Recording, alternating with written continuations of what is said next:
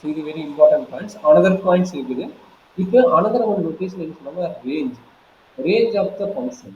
Range of the function என்னன்னா, இங்க பாருங்க, இங்க கொடுக்கும்போது இந்த ஃபங்க்ஷன் வந்து டிஃபைன் ஆகாம இருக்குது. அப்ப இங்க பாத்தீங்கன்னா டொமைன் இருக்கிற எலிமெண்ட்ல எங்கெல்லாம் இமேஜஸ் எலிமெண்ட் இருக்கோ அந்த இமேஜ் எலிமெண்ட் மட்டும் டிஃபைன் பண்ற எலிமெண்ட் பேர் வந்து ரேஞ்ச். அப்ப இங்க ரேஞ்சுன்னு கேட்டாங்கன்னா என்ன எழுதலாம்னா எக்ஸ் கமா ஒய்னு எழுதலாம். சரிங்களா? ஏன்னா இஜெட் வந்து இதுக்கு வந்து டிஃபைன் ஆகல. இது நான் டிஃபைன் பண்ணி இது டிஃபைன் ஆகல.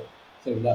அப்ப ரேஞ்சுன்னு கேட்டாங்கன்னா இதோட இமேஜ் எலிமெண்ட்ஸ், டொமைன் இருக்கிற எலிமெண்ட்ஸ் வந்து இங்க எவ்வளவு இமேஜஸ் வந்து டிஃபைன் ஆகிருக்கோ that is called a ranges. இதே கோடமைன் கேட்டிருந்தாங்கன்னா கோடமைன் வந்து எல்லா எலிமெண்ட்டும் வருங்க. இந்த கோடமைனுக்கு இந்த பீங்கிற செட், இந்த பீங்கிற செட் என்னென்ன எலிமெண்ட்ஸ் இருக்குதோ அத்தனை எலிமெண்ட் வந்து கோடமைன். அப்ப ரேஞ்சுங்கிறது என்னது? ரேஞ்சுங்கிறது டொமைன் செட்ல இருந்து எந்தெந்த எலிமெண்ட்டுக்கு டிஃபைன் ஆயிருக்குதோ அதை மட்டும் எழுதுனா ரேஞ்சு. கோடமைங்கிறது எல்லா எலிமெண்ட்ஸுமே எழுதலாம். கோடமை செட்ல கூட, அதாவது செகண்ட் பீங்கிற செட்ல இருக்கிற எல்லா எலிமெண்ட்ஸும் எழுதுனா அது கோடமை. அப்ப ரேஞ்சுனா யாரு, கோடமைனா யாருன்னு டிஃபரன்ஸ் புரிஞ்சுக்கிட்டீங்களா? இந்த டவுட் இருக்குங்களா?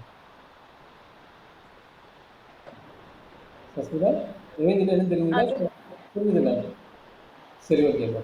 இப்போ 1 சொல்லிக்கிறேன். இப்போ 1க்கு வந்து அனதர் நேம் இருக்குதுமா. 1 நேம் என்ன அப்படின்னா இன்செக்டிவ். 1 நேம் அனதர் நேம் கேட்பாங்க. 1 அனதர் நேம் வந்து இன்செக்டிவ்.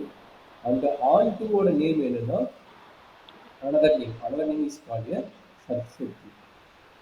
இன்செக்டிவ், சப்செக்டிவ். ஒரே ஃபங்க்ஷன்ல 1 அண்டு ஆன் டூன்னு வந்துன்னா 1 அண்ட் ஆன் டூன்னு வந்துன்னா அந்த ஃபங்க்ஷன் பேரு பைஜெட்டிவ். அந்த ஃபங்க்ஷன் பேரு bijective. This is another name of the 1 function, onto function and 1 onto function. இதை நான் வச்சுக்கோங்க. சப்செக்டிவ், இன்ஜெக்டிவ், பைஜெட்டிவ். பைஜெட்டிவ்னா ரெண்டுமே வரும். 1 அண்ட் ஆன் டூ தான் வரும். இன்ஜெக்டிவ்னா கரெக்டாக ஒன்றுக்கு ஒன்று ஒரு இமேஜஸ் கரெக்டாக டிஃப்ரெண்ட் இமேஜஸ் கரெக்டாக இருக்கும். சப்ஜெக்டிவ்னா எல்லாமே நம்மளுக்கு டிஃபைன் ஆகிடும். ஓகேங்களா? சப்ஜெக்டிவ். இந்த பாயிண்ட்ஸ் கொஞ்சம் நோட் பண்ணிக்கங்க. இதில் வந்து ஃபங்க்ஷனில் வந்து இது இம்பார்ட்டன்ட் பாயிண்ட்ஸு. மேபி ஆல்ரெடி நீங்கள் படிச்சிருப்பீங்க, எதாவது நோட் பண்ணிக்கங்க, ரிவைஸ் பண்ணலாம்.